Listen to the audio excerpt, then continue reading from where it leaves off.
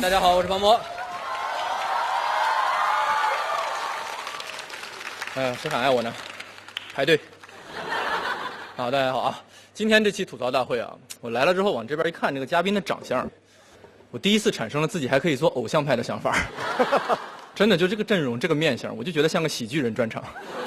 我都纳闷导演组怎么凑出来的，里边最好看的是潇潇。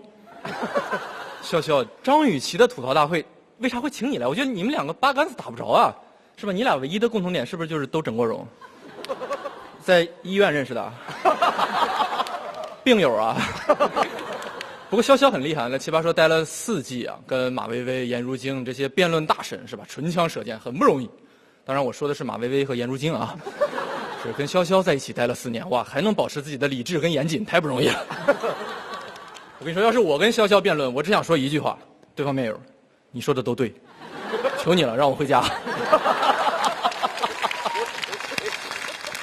今天来的有王岳伦、王导哈，都知道王岳伦是导演，但都不知道他导过啥。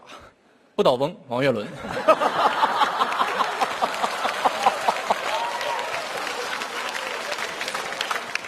之前看节目，李湘提到王岳伦啊，一直都是哎呀，我们家王导怎么样。我现在终于明白这句话什么意思了。王岳伦就是李湘他们家的导演。那这么看，王岳伦导演确实很成功，人家一家子这票房好几百斤。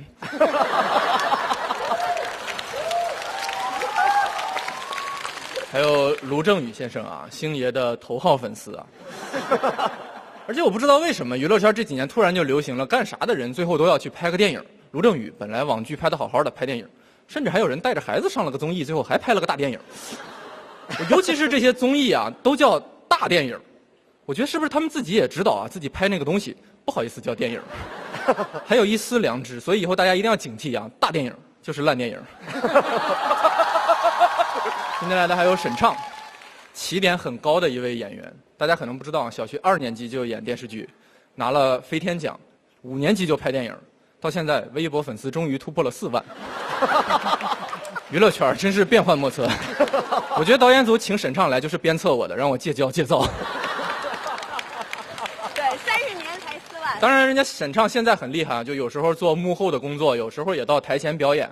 就这么说，很多人，多少人是吧？挤破了头想挤进娱乐圈，只有沈畅在娱乐圈的边缘进进出出，游刃有余。是的，我之前一直以为吐槽大会不会有比我粉丝还少的嘉宾了，结果今天一来就是俩，还有这位产品经理。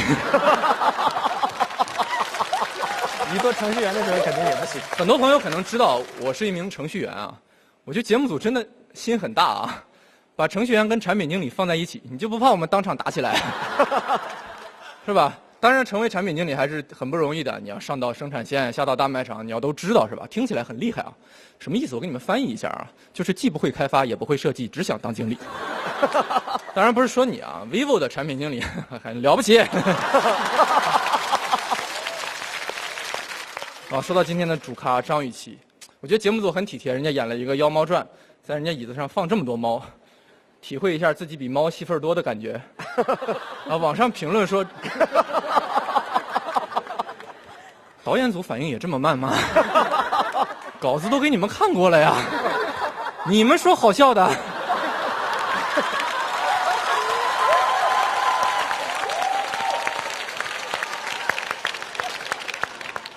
网上对张雨绮有评论啊，说张雨绮长得像宋慧乔，说话像杨幂，这能一样吗？人家说话声音像杨幂那是天生的，长得像宋慧乔那是大夫手艺好。当然总有人说人家声音难听啊，听了出戏。我觉得这要替人家说一句，每个人的声音都有他适合的角色。我觉得不行，咱们就跟星爷再商量商量。反正我听说功夫也要拍续集了嘛，看看里边有没有像原来黄圣依那样的角色，就很适合你嘛。拿个棒棒糖是吧？润物细无声，主要是无声。其实我对张雨绮小姐没有任何的意见，包括卢导、王导，我也没有任何的意见啊。因为你们的作品呢，我确实一部都看不下去啊。谢谢大家，我是方博。